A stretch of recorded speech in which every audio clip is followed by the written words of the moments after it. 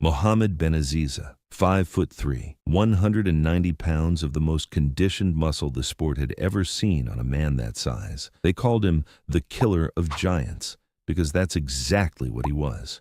In 1990, he walked onto the Night of Champions stage and beat Dorian Yates, the man who would go on to dominate the entire decade.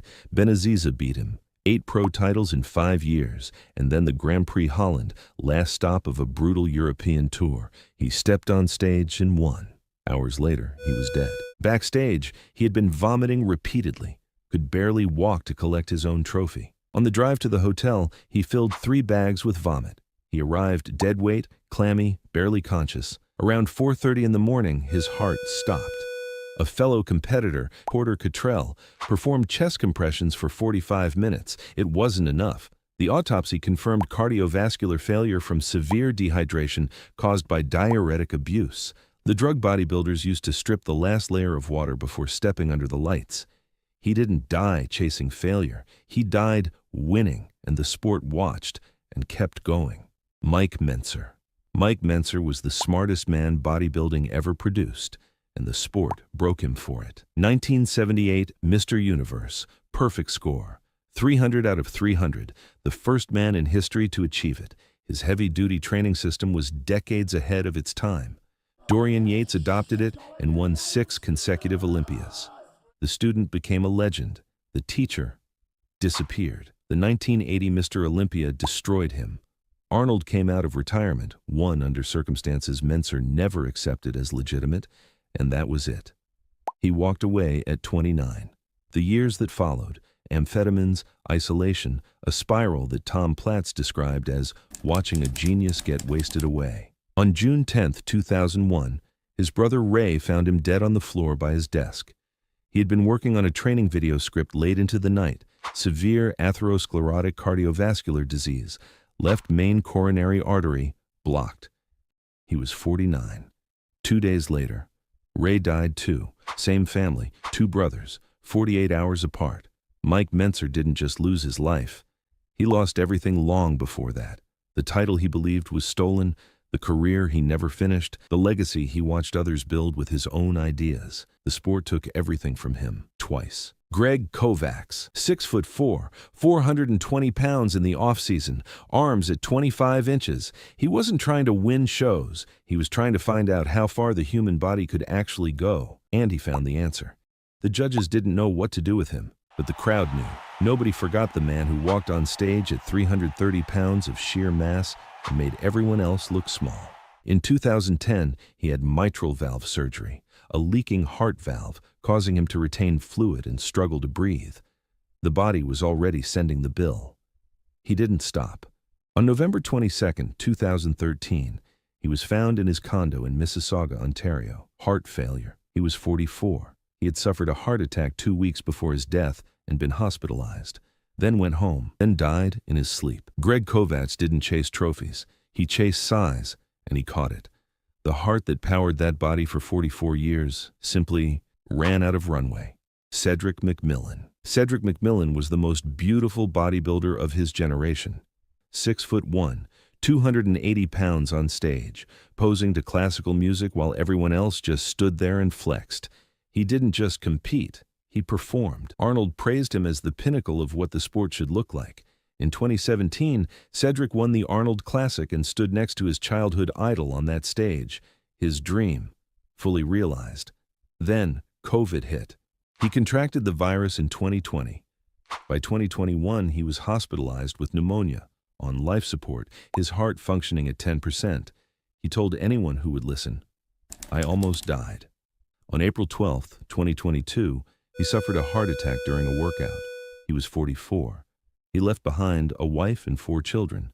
Months before his death, he said something that hit different in hindsight. Give yourself to your family and the people who love you while you still have a chance. The stage never got to see him again. His family did, until it didn't. Dallas McCarver. Dallas McCarver was 26 years old, 6'1", 300 pounds, and according to everyone who watched him, the future of the sport. At 21, one of the youngest bodybuilders ever to win a pro qualifier. 8th at the Mr. Olympia at 25. The next Phil Heath, the next big thing. His roommate Josh Lenardowicz found him on the floor just after midnight, heart not beating, pronounced dead at 1:03 a.m. The autopsy told a story nobody wanted to read. Heart weighing 833 grams, nearly 3 times normal. Severe left ventricular hypertrophy, coronary atherosclerosis, enlarged liver, kidneys, lungs, every organ showing the same signs of years of extreme stress. He was 26. He told his girlfriend, "I love you," before making dinner that night. He didn't know those were his last words, but the body already knew. Mike Matarazzo. Mike Matarazzo is one of the most loved bodybuilders the sport ever produced. Boston kid, former boxer, arms and calves that made the crowd lose their minds every single time. He'd hit a most muscular and stick his tongue out, and the whole arena roared. 7 Olympia appearances, best placing 9th in 1998. The sport didn't give him trophies. Then the bill arrived. 2004, open heart surgery, clogged arteries at 39. He retired. 3 years later, another heart attack. By 2014, his heart was functioning at 20%. He couldn't work, could barely move, was waiting for a heart transplant at Stanford Hospital in Palo Alto.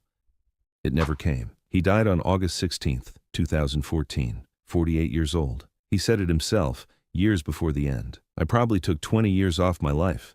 No amount of money in the world is worth that. I took the gamble and lost in every way. 31 shows.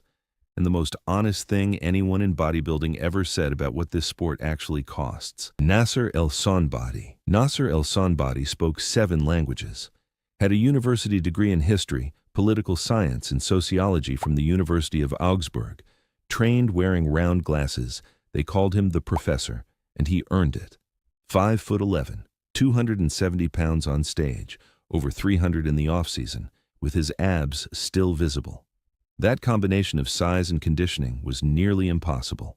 Nasser made it look routine. 9 Mr. Olympia appearances, 4 top 5 finishes, and 1997, the night most people in the sport still talk about.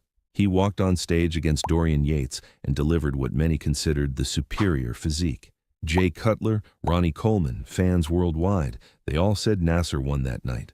The judges disagreed. He never got another shot that close. He kept competing anyway. Won the 1999 Arnold Classic, kept showing up in a sport he openly called corrupt, because he loved it anyway.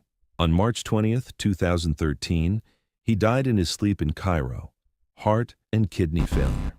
He was 47. He had needed a heart transplant but didn't qualify as a candidate, so he went home to Egypt to spend his final days with family. The sport never gave him the title. He gave the sport everything else.